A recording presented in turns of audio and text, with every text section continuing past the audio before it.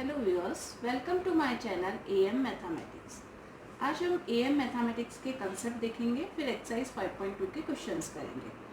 अब Annette term, किसी भी एपी के अंदर एनेट टर्म क्या होगी वो निकालने के लिए हम एक फॉर्मूला बताऊंगी मैं आपको। एक हमने एपी की जनरल फॉर्म देखी थी कि एपी क्या होती है, A plus D, A plus 2d, A plus 3d and so on. ये हमारी एक एपी होती है।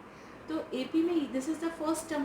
तो फर्स्ट टर्म तो हमारे क्या होता है, ए होता है। फर्स्ट टर्म हमारा कहलाता है ए, और जो सेकंड टर्म है वो क्या है हमारी, ए प्लस डी। तो हम ये देख सकते हैं, और थर्ड टर्म हमारी ये है, यानी हमारी फर्स्ट टर्म तो थी ए, सेकंड टर्म हमारी हुई ए प्लस डी। अब सेकंड टर्म को हमने लिख दिया ए प्लस डी। थर्ड टर्म हम देखें तो थर्ड टर्म हमारी हो गई ए प्लस 2d। तो यहाँ हमें क्या दिख रहा है, अब अगर हम फोर्थ टर्म लेते हैं, यानी इधर डी, फर्स्ट टर्म में डी नहीं था, फिर सेकंड टर्म में डी ऐड हुआ, फिर इसमें थर्ड टर्म में ट्वाइस, 2 बार ऐड हो गया। और अगर फोर्थ टर्म निकालें तो फोर्थ टर्म के अंदर क्या होगा, इसकी वैल्यू ए प्लस 3d होगा।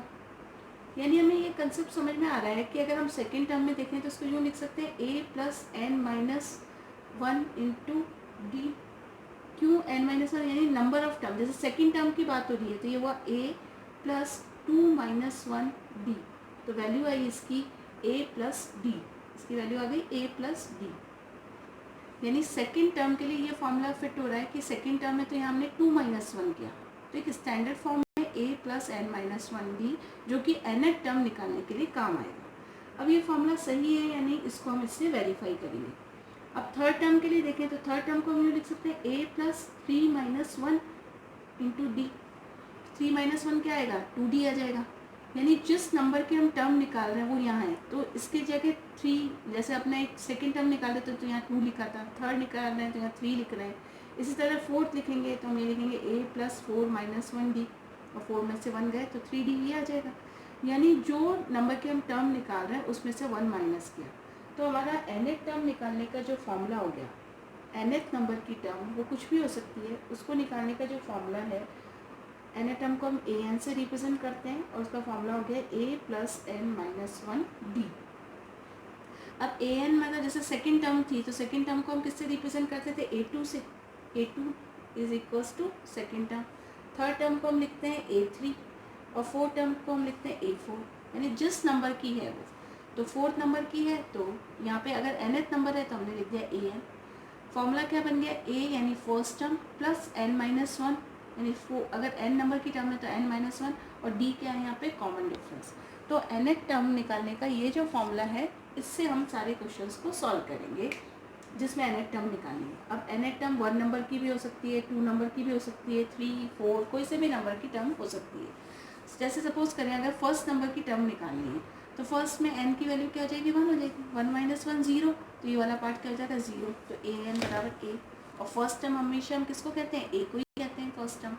तो इससे कोई से भी नंबर की टर्म को निकाला जा सकता है। अब इस कंसेप्ट को यूज़ लेके हम कुछ क्वेश्चंस को सॉल्व करेंगे। अब हम क्लास 10 की एक्सरसाइज 5.2 का क्वेश्चन नंबर फर्स्ट देखेंगे। क्वेश्चन नंबर फर्स्ट है, fill in the blanks in the following table. मतलब ये जो टेबल दी है इसमें फिर जहाँ डॉटेड लाइन है, फिल इन द ब्लैंक को फिल करना है। गिवन डेट ए क्या है, फर्स्ट टर्म है, डी है common difference, and a n है nth term of the A P, मतलब सीरीज की एनथ नंबर की टर्म है। अब जैसे इस क्वेश्चन में ये टेबल दी हुई है तो फर्स्ट सेकंड ऐसे करके 5 पार्ट्स हैं। फर्स्ट पार्ट में हमको क्या निकालना है, ए एन निकालना है, एनथ नंबर की टर्म निकालनी है। अब ए की वैल्यू दे रखी 7, डी की 3, एन की 8। ए एन निकालना है, यानी एन की वैल्यू कितनी है, 8 है, यानी 8 नंबर की टर्म निकालनी है। तो अब हम उसका फॉर्मूला देंगे, तो पहले हम सबसे पहले इसका फर्स्ट पार्ट कर रहे हैं। अब हम चाहें तो एक बार यहाँ वैसे ऊपर लिखा हुआ है ए की वैल्यू कितनी है, डी की कितनी है, एन की कितनी है, लेकिन मैं एक बार आपको बता देती हूँ ऐसे लिखना। क्वेश्चन आया तो हमें इस तरह से लिखना है, ए की वैल्यू है 7, डी इज इक्वल टू है 3, और एन बराबर है 8। और जो ए एन निकालना है उसके लिए हम क्या कर देंगे, क्वेश्चन मार्क कर देंगे कि हमें ए एन की वैल्यू क्या करनी है, फाइंड आउट करनी है। इस तरह से कर दिया। अब इस क्वेश्चन नंबर फर्स्ट को हम सॉल्व करते हैं, तो हम फॉर्मूला एनेट टर्म का हमारा फॉर्मूला है A plus N minus 1 D. अब यहाँ पे एन की वैल्यू कितनी है, 8, तो जो ये टर्म आएगी ये कौन से नंबर की आएगी, 8 नंबर की टर्म आएगी। तो हम लिख देंगे ए की वैल्यू कितनी दे रखी है, 7, प्लस n माइनस एन की वैल्यू कितनी है 8, तो 8 माइनस 1 हो गया। d की जगह पे हम क्या लिख देंगे 3, यानी 3 से मल्टीप्लाई करेंगे। अब जब हम इसको सिंप्लीफाई करेंगे तो क्या आएगा, सिंप्लीफाई करने पे आ गया 7 प्लस 8 माइनस 1 7, 7 3 जा कितने हो गए 21 हो गए, और 21 और 7 में को ऐड किया तो क्या आ गया 28, यानी हमारे को यहाँ पे जो an निकालना था उसका आंसर कितना आ गया 28। तो हम लिख सकते हैं A8 इज इक्वल्स टू 28, यानी इस फिल इन द ब्लैंक में जो क्वेश्चन नंबर फर्स्ट का जो फिल इन द ब्लैंक है इसके अंदर हम क्या फिल कर देंगे, इसके अंदर हम फिल कर देंगे 28, इसका हमारा आंसर आ गया 28। तो इस तरीके से इस क्वेश्चन को सॉल्व करना है, ये हमारा आंसर हो गया। अब यहाँ पे क्या करना है कि a और n की यहाँ वैल्यू हमने एक बार मैंने आपको लिख के बता दिया कि ये है, बाकी यहाँ ऊपर लिखा हुआ है a की वैल्यू ये है, d की वैल्यू ये है, n ये है, a n ये है। तो अब ऐसे ही सेकेंड पार्ट करना। सेकेंड पार्ट करने के लिए अपन देख सकते हैं कि हमारे इसमें क्या दिया हुआ है, हमें a दिया हुआ है, a है हमारा -18, d आपको निकालना है तो d पे आप क्या लगा दो, क्वेश्चन मार्क लगा दो। n की वैल्यू कितनी है यहाँ पे 10, a है हमारा -18, d क्वेश्चन मार्क निकालना है, n की वैल्यू 10 और an यानी उसकी जो nth टर्म की जो वैल्यू आएगी वो कितनी आएगी 0 आएगी, तो हम कॉमा करके हमने लिख दिया an बराबर 0।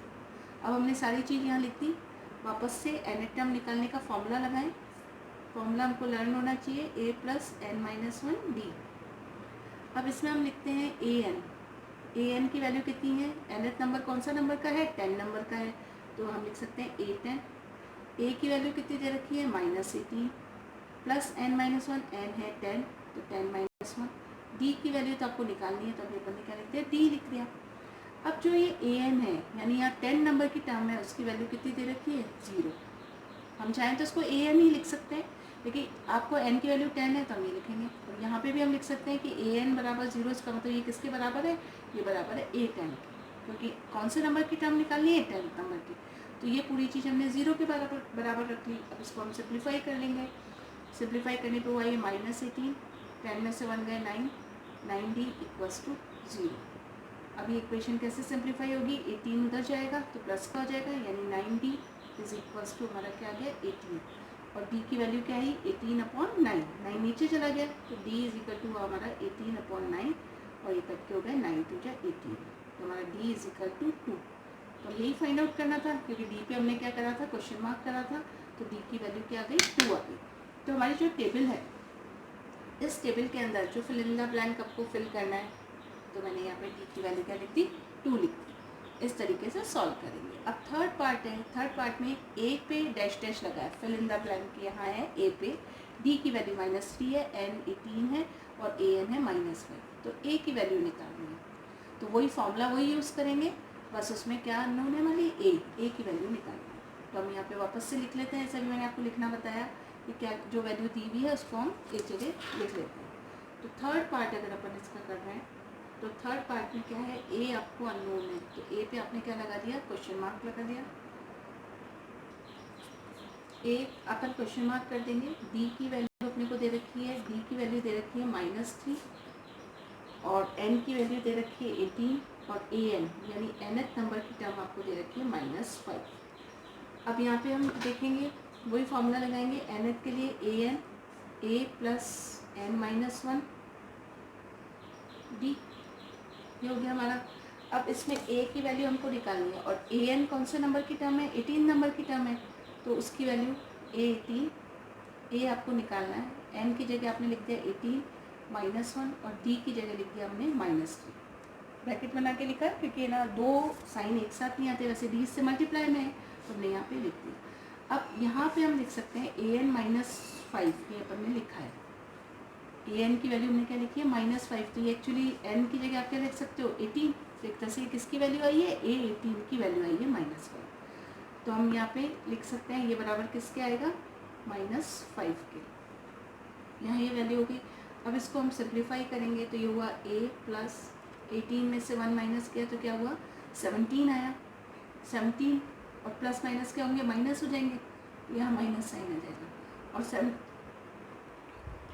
अब यहाँ पे आ जाएगा प्लस माइनस माइनस आ गए, 18 - 1 17 और 3 से मल्टीप्लाई किया तो वैल्यू आई हमारी 51 इज इक्वल्स टू -5। ये माइनस साइन है मैं इसको दूसरे कलर से कर देती हूँ ताकि क्लियर हो जाए। अब यहाँ पे क्या है, नीचे वापस लिख लेते हैं हम। अब -51 है तो उधर जाके प्लस होगा, तो -5 प्लस 51, तो ए की वैल्यू आ गई 51 में से हमारा 5 माइनस होगा तो ए की वैल्यू आ गई 46। तो ये हमारा आंसर आ गया कि ए की वैल्यू 46 है।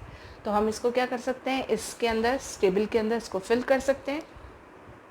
इसकी वैल्यू आ गई, थर्ड पार्ट किया था हमने, थर्ड में ए की वैल्यू आ गई 46। तो ये हमारा आंसर हो गया। अब क्वेश्चन नंबर 4 कह रहा है ए की वैल्यू दी हुई है, डी की वैल्यू दी हुई है, n fill in the blank है और ए एन है 3.6। तो हमें एन की वैल्यू निकालनी है। तो इसको हम सिंप्लीफाई करते हैं।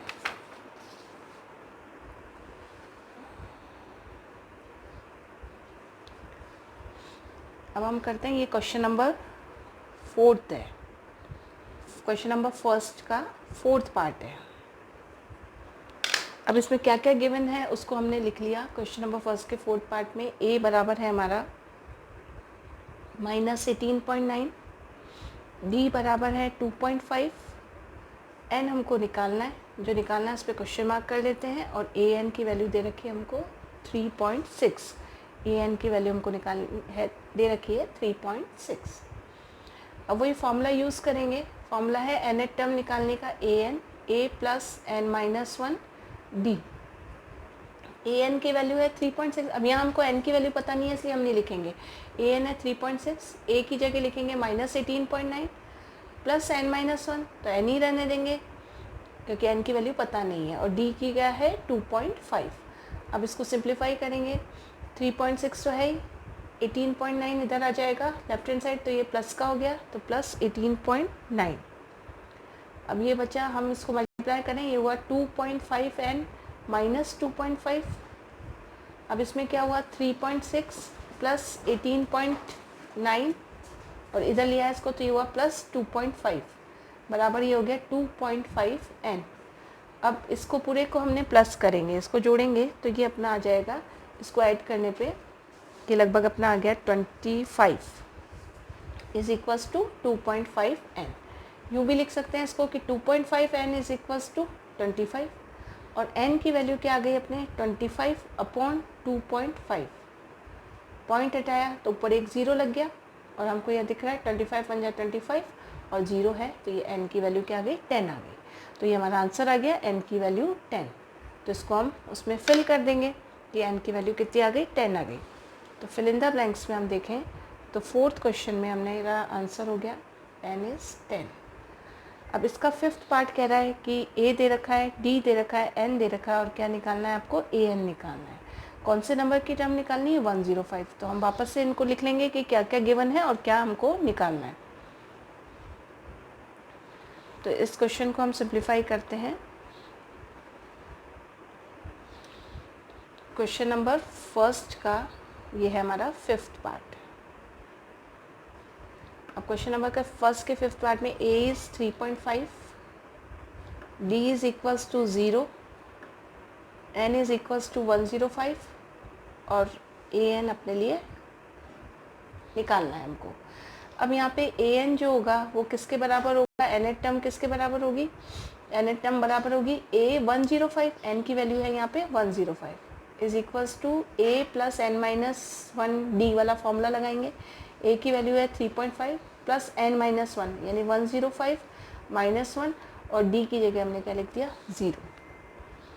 अब ए 105 की वैल्यू आ गई 3.5। अब ये डी से 0 से मल्टीप्लाई होगा तो ये सारी टर्म क्या आ जाएगी 0 आ जाएगी। तो हमारी ए की ए एन जो 105 नंबर की टर्म थी उसकी वैल्यू आ गई हमारे 3.5। इसको ए एन भी कह सकते हैं, और एन की वैल्यू हमने यहाँ लिख दी 105। तो ये हमारा इसका आंसर हो गया। इस तरह से क्वेश्चन नंबर 1 के हम डिफरेंट पार्ट को हमने सॉल्व किया। अब इस आंसर को हम फिल इन द ब्लैंक में फिल कर देंगे। फिल इन द ब्लैंक में क्या दे रखा है ए एन पे, ए एन को फिल करना है, तो ए एन की वैल्यू यहाँ पे हो जाएगी 3.5। तो इस तरीके से हमने इस क्वेश्चन के डिफरेंट पार्ट करे। एक ये फिल इन द ब्लैंक, एक ये फिल किया, एक ये फिल किया, एंड दिस एंड दिस। तो इस तरीके से हमारा आंसर आ गया। Thank you.